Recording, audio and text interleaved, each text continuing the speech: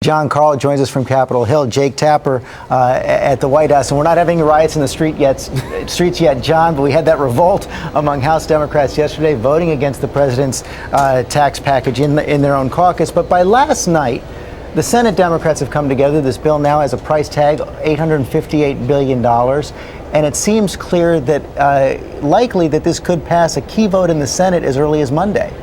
Yeah, it sure does, George. But look, yesterday you had the House Democrats actually chanting, "No, we can't," at a private meeting.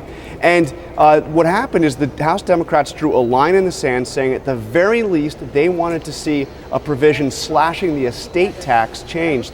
And when the Senate introduced the bill late last night, the estate tax provision was in there unchanged. So there's still a lot of raw anger in the House. They're signaling that when it comes over there, they will try to change that provision. And if it doesn't happen, George, you could see upwards of 100, maybe significantly more House Democrats voting no. But Jake, the White House still seems pretty confident this is going to pass, even without the changes. I guess they're counting on the Republicans just putting this thing over. That's right. They feel more confident about the bill as it is getting through the Senate.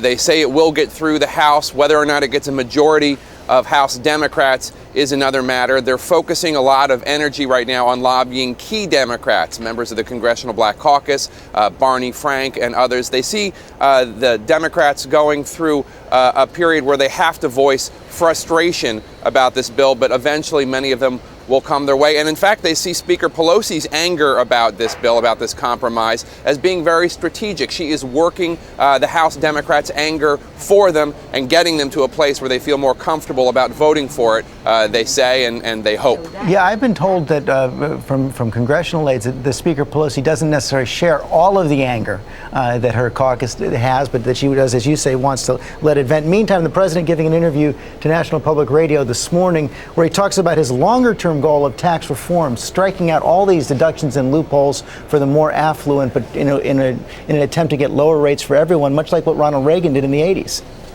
That's exactly right. They are talking about that. It is a very complicated process, as you know, to reform the tax code, but they are looking into it, bringing down individual and corporate tax rates while at the same time eliminating a lot of the deductions, making it a lot more streamlined. But that's not, I would say that's certainly on the agenda, but it's not a front burner item. Yeah, probably something for the State of the Union. Quickly before we go, John Carl, it had looked yesterday like there was a chance that this Don't Ask, Don't Tell repeal was going to pass the Senate, but it failed when it came up for a vote yesterday afternoon.